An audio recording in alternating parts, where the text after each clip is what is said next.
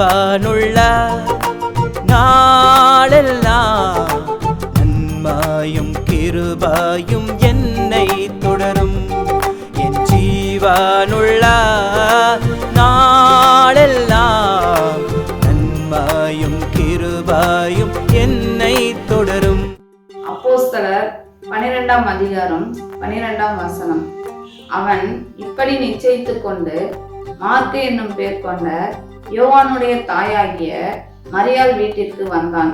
அங்கே அநேகர் கூடி ஜெபம் பண்ணி கொண்டிருந்தார்கள். இந்த ஒரு வசனத்தின் மூலமாக மார்க்குடைய முழு பெயர் ஜான் மார்க்காக இருக்கலாம் என்று நாம நம்புகிறோம்.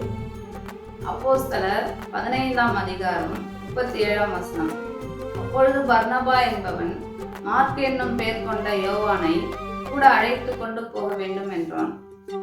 அதாவது மார்க்கை பர்னபா பவுலுக்கு சிபாரிசு செய்றார், ரெக்கமெண்ட் பண்றார்.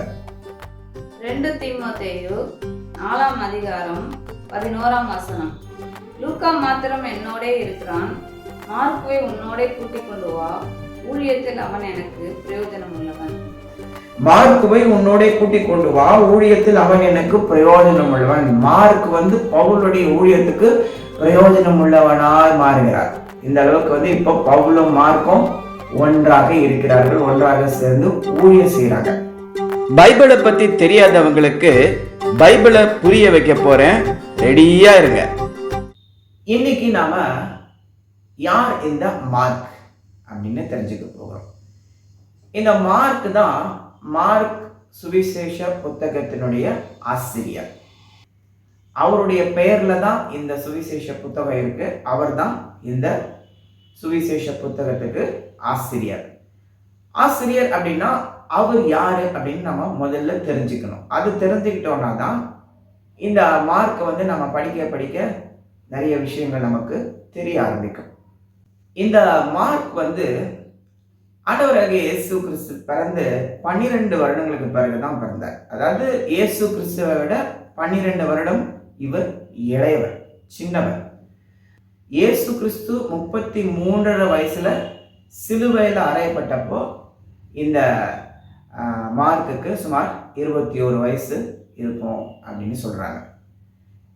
இயேசு கிறிஸ்துவனுடைய 12 சீஷர்கள்ல இந்த மார்க்கு ஒரு சீஷர் கிடையாது. அப்புறம் இயேசு கிறிஸ்து ஒரு முறை 70 பேரை சீஷராக்கி தேவனுடைய ஊழியத்தை செய்ய அனுப்பினார். அந்த 70 பேர்ல கூட இந்த மார்க்கு வரல. ஆனா இயேசு கிறிஸ்து ஒரு முறை 5 அப்பம் மற்றும் 2 மீன்களை கொண்டு 5000 புருஷர்களுக்கு உணவு கொடுத்து ஒரு பெரிய அற்புதத்தை செஞ்சார் பாருங்க. அந்த அற்புதம் நடந்தப்போ அந்த கூட்டத்துல இந்த மார்க் இருந்திருக்கலாம்.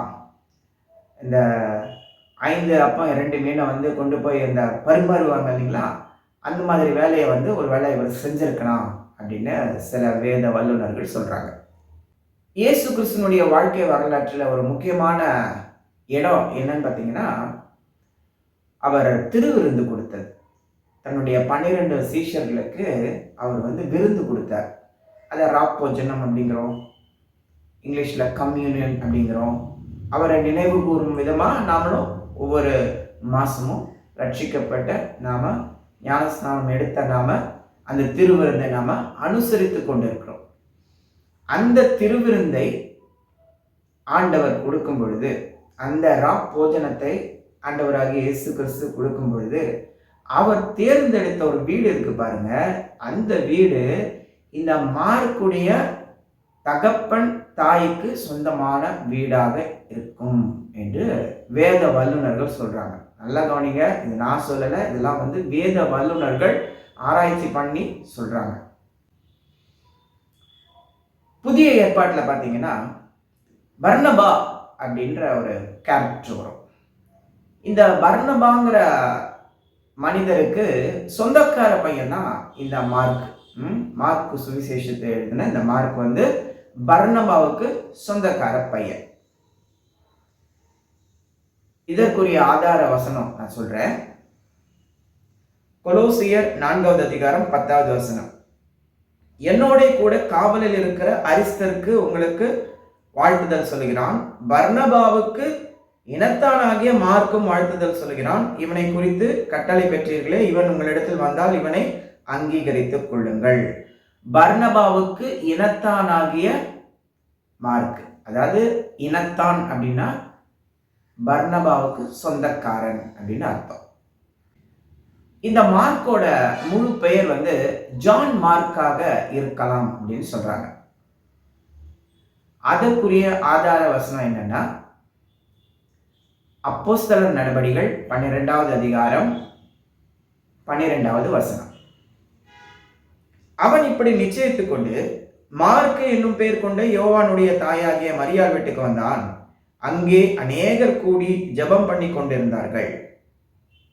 இந்த ஒரு வசனத்தின் மூலமாக மார்க்குடைய முழு பெயர் ஜான் மார்க்காக இருக்கலாம் என்று நம்ம நம்புகிறோம்.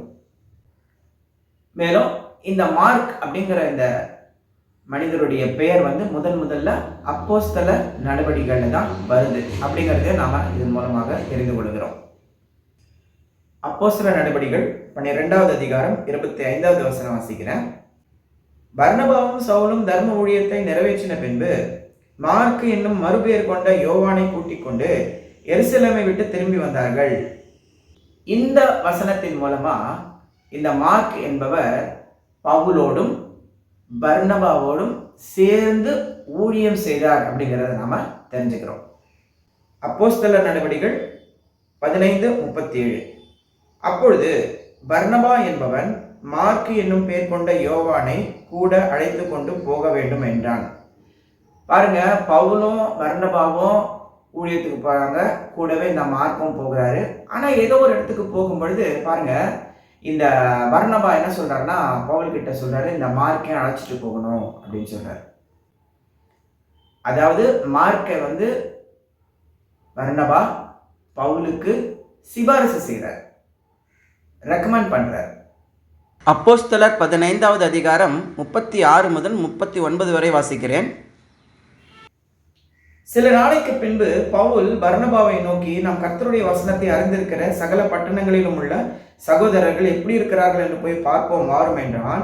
அப்பொழுது பர்னபா என்பவன் மார்க் என்னும் பெயர் கொண்ட யோவானை கூட அழைத்து கொண்டு போக வேண்டும் என்றான். பவுலோ, அவன் பம்பிலியா நாட்டிலே நம்மை விட்டு பிரிந்து நம்மோட கூட ஊழியத்துக்கு வராததினாலே அவனை அழைத்து கொண்டு போகக்கூடாது என்றான். இதை பற்றி அவர்களுக்குள்ளே கடும் கோபம் உண்டபடியால் அவர்கள் ஒருவரை ஒருவர் விட்டு பிரிந்தார்கள். பர்னபா மார்க்குவை கூட்டிக் கொண்டு கப்பல் ஏறி சீப்புரு தீவுக்கு போனான்.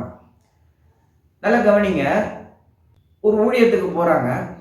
அப்ப பர்னபா சொல்றாரு, இந்த மார்க்கை அழைத்து கொண்டு போகணும் அப்படின்னு. ஆனா இதற்கு முன்பாக போன ஒரு ஊழியத்துல இந்த மார்க் என்னமோ தெரியல, பாதிலேயே விட்டுட்டு ஓடியாந்துட்டார் போல இருக்கு. என்ன பிரச்சனையோ நமக்கு தெரியாது. அதனால அதை மனசுல வச்சுக்கிட்டு இந்த பவுல் என்ன சொல்றாரு பர்னபா கிட்ட, அப்போ அந்த மார்க் நம்ம கூட வரல, அதனால இப்போ நம்ம அவனை அழைச்சிட்டு போக வேண்டாம் அப்படிங்கும் போது இந்த பவுலுக்கும் இந்த பர்னபாவுக்கும் 2 பேருக்கும் கடும் கோபம். அதாவது 2 பேருக்கும் நல்ல சண்டை வந்துடுச்சு. இவரு பர்னபா மார்க்கை கொண்டு போகணுங்கிறாரு, பவுல் மார்க்கை கொண்டு போகக்கூடாதுங்கிறாரு. கடைசியில் இந்த சண்டையில் என்ன ஆச்சுன்னா, பர்னபாவுக்கு சொந்தக்காரன் இல்லையா அந்த மார்க்கு, அதனால அந்த மார்க்குக்கு வக்காலத்து வாங்கி இந்த பர்னபா பவுலை விட்டுட்டு மார்க் அழைச்சிக்கிட்டு சீப்புரு தீவுக்கு ஓடி போயிட்டார். கொலோசியர் 4வது அதிகாரம் 10வது வசனம். என்னோட கூட காவலில் இருக்கிற அரிஸ்தருக்கு உங்களுக்கு வாழ்த்துதல் சொல்லுகிறான். பர்னபாவுக்கு இனத்தானாகிய மார்க்கும் வாழ்த்துதல் சொல்லுகிறான். இவனை குறித்து கட்டளை பெற்றீர்களே, இவன் உங்களிடத்தில் வந்தால் இவனை அங்கீகரித்துக் கொள்ளுங்கள். இதை நாம ஏற்கனவே முதல் முறையா வாசிச்ச வசனம் தான், மறுபடியுமாக நாம இங்க வாசிக்கிறோம். இந்த வசனத்தின் மூலமா நாம என்ன தெரிஞ்சுக்கிறோம்னா, இந்த பர்னபாவும் பவுலும் இப்ப சமாதானம் ஆயிடுறாங்க. முதல்ல சண்டை போட்டு பிரிஞ்சாங்க இல்லைங்களா, இப்போ சமாதானம் ஆயிடுறாங்க. எப்படி சொல்றேன்னா, இந்த மார்க் இப்போ பவுலோட இருக்காரு. பவுல் மார்க்கை இன்னொரு ஊழியத்துக்கு ரெக்கமெண்ட் பண்றாரு. அந்த அளவுக்கு இப்போ இவங்க 2 பேரும் நெருக்கமாயிட்டாங்க. அதனால அந்த சண்டை எல்லாம் முடிஞ்சு போயிருக்கோம் அப்படின்னு நம்ம புரிஞ்சுக்கணும். 2 தீமோத்தேயு 4வது அதிகாரம் 11வது வசனம். லூக்கா மாத்திரம் என்னோட இருக்கிறான், மார்க்குவை உன்னோட கூட்டிக் கொண்டு வா, ஊழியத்தில் அவன் எனக்கு பிரயோஜனம் உள்ளவன். எல்லாம் கவனிங்க, முதல்ல இந்த பவுல் மார்க்கை கொண்டு போக வேண்டானாரு. அடுத்தது சமாதானம் ஆயிட்டாரு. இப்போ என்ன சொல்றாருன்னா, இந்த மார்க்குக்கு ஒரு சர்டிஃபிகேட்டை கொடுக்குறாரு, ஒரு சான்றிதழை கொடுக்குறாரு. எப்படி கொடுக்குறாருன்னா, மார்க்குவை உன்னோட கூட்டிக் கொண்டு வா, ஊழியத்தில் அவன் எனக்கு பிரயோஜனம் உள்ளவன். மார்க் பவுலுடைய ஊழியத்துக்கு பிரயோஜனம் உள்ளவனாய் மாறுகிறார். இந்த அளவுக்கு இப்போ பவுலும் மார்க்கும் ஒன்றாக இருக்கிறார்கள், ஒன்றாக சேர்ந்து ஊழியம் செய்கிறாங்க. பிலேமோன் 1:24 வாசிக்கிறேன். என் உடன் வேலையாட்களாகிய மார்க்கும் அரிஸ்தர்க்கும் தேமாவும் லூக்காவும் உமக்கு வாழ்த்துதல் சொல்கிறார்கள். இந்த வசனத்தின் மூலமா நாம என்ன தெரிஞ்சுக்கிறோம்னா, இப்போ மார்க்கு பவுலுடைய உடன் ஊழியக்காரராக மாறிவிட்டார். ஒரு பர்னபாவுக்கு சொந்தக்காரராக ஊழியத்துக்குள்ள நுழைஞ்ச அந்த மார்க்கு ஆரம்பத்தில் ஏதோ தப்பு பண்ணியிருக்கிறாரு. ஒரு ஊழியத்திலிருந்து பாதியில் ஓடி வந்திருக்காரு, ஒரு ஊழியத்திலேருந்து அவர் பாதியில் ஓடி வந்திருக்காரு. ஆனால் பாருங்க, இப்போ பவுல் கிட்ட இவர் ஒரு நல்ல பெயர் வாங்கி பவுலுடைய உடன் ஊழியக்காரராக மாறிவிட்டார்.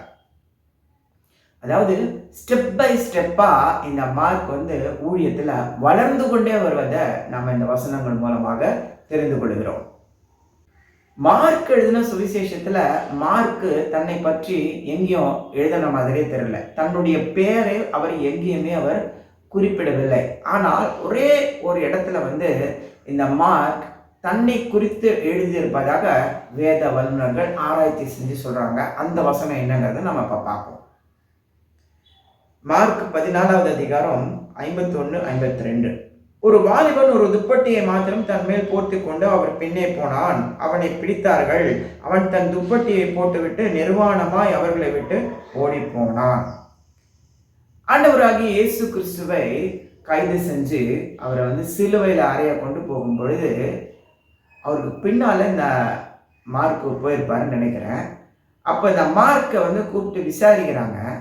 விசாரிச்ச உடனே இந்த மார்க் என்ன பண்ற, தன் மேல இருக்கிற ஏதோ துப்பட்டா மாதிரி ஏதாவது போட்டு அவர் மூடி வைத்திருப்பார், போர்வை மாதிரி போட்டு மூடிப்பாரு. அதை தூக்கி எரிஞ்சிட்டு நிர்வாணமாய் ஓடி போனான் அப்படின்னு இந்த மார்க் தன்னை குறித்து அங்க எழுதியிருக்கலாம் அப்படின்னு எல்லாரும் சொல்றாங்க. கடைசியா பாருங்க, 1 பேதுரு 5வது அதிகாரம் 13வது வசனம் வாசிக்கிறேன். பேதுரு சொல்றாரு, உங்களுடனே கூட தெரிந்து கொள்ளப்பட்டிருக்கிற பாபிலோனில் உள்ள சபையும் என் குமாரனாகிய மார்க்கும் உங்களுக்கு வாழ்த்துதல் சொல்லுகிறார்கள். மார்க் ஊழியக்காரராகிய பர்னபாவுக்கு சொந்தக்காரராக இருந்தாரு. அவர் மூலமா பவுலை தெரிஞ்சுக்கிட்டு பவுலோட கூட போய் ஊழியம் செஞ்சாரு. அதுக்கு பிறகு பாருங்க, இவர் பேதுருவோடும் கூட ரொம்ப நெருக்கமாக இருந்திருக்கிறார். அதனாலதான் பேதுரு தன்னுடைய நிருபத்தை எழுதும் போது சொல்றாரு, என் குமாரனாகிய மார்க்கு, என்னுடைய பையன் மாதிரி, மார்க் என்னுடைய மகன் மாதிரி அப்படின்னு அந்த அளவுக்கு பேதுரு இந்த மார்க்கை நேசிக்கிறார். இப்போ மார்க்குக்கும் பேதுருவுக்கும் ஒரு நல்ல ஒரு பிணைப்பு இருந்ததை நம்ம பார்க்கிறோம். இதனால நம்ம என்ன தெரிஞ்சுக்கிறோம்னா, மார்க்கு சுவிசேஷம் எழுதுவதற்கு பேதுரு நிறைய விதங்களில் உதவி இருப்பார் அப்படின்னு நம்ம இதுல இருந்து தெரிஞ்சுக்கிறோம். ஏன்னா பேதுரு ஆரம்பத்துல இருந்து கடைசி வரைக்கும் இயேசுவுடனே கூட வாழ்ந்தவர், வளர்ந்தவர், அவரோட கூட ஊழியம் செய்தவர். அதனால அநேக காரியங்களை பேதுரு இந்த மார்க்குக்கு சொல்லி அதன் மூலமாக இந்த மார்க்கு இந்த சுவிசேஷத்தை எழுதியிருக்கலாம் அப்படின்னு நம்ம தெரிஞ்சுக்கிறோம். மார்க்கு தன்னுடைய புத்தகத்தை கிபி 55 முதல் கிபி 59க்குள் எழுதி முடித்து இருப்பார் அப்படின்னு சொல்றாங்க. இந்த மார்க் பேதுருவோடு வாழ்ந்த இடம் ரோமாபுரி. அதனால ரோமாபுரியில இருக்கிற கிறிஸ்தவர்களை, அப்ப ரட்சிக்கப்பட்டு கிறிஸ்தவர்களா இருந்தவர்களுக்கு இவர் இந்த புத்தகத்தை எழுதியிருக்கலாம். ரோமாபுரியில இருந்த கிறிஸ்தவர்களை பார்வையாளர்களாக கொண்டு இந்த மார்க்கு இந்த சுவிசேஷத்தை எழுதியிருக்கலாம் என்று அறியப்படுகிறது.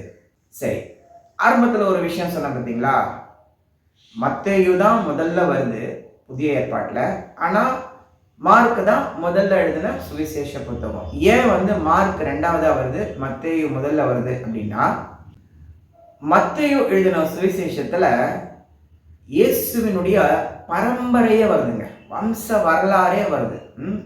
ஆபிரகாம்ல இருந்து தாவீதுல இருந்து பரம்பரையா எப்படி இயேசு பிறந்தார் அப்படிங்கிறத மத்தேயு எழுதுறார்.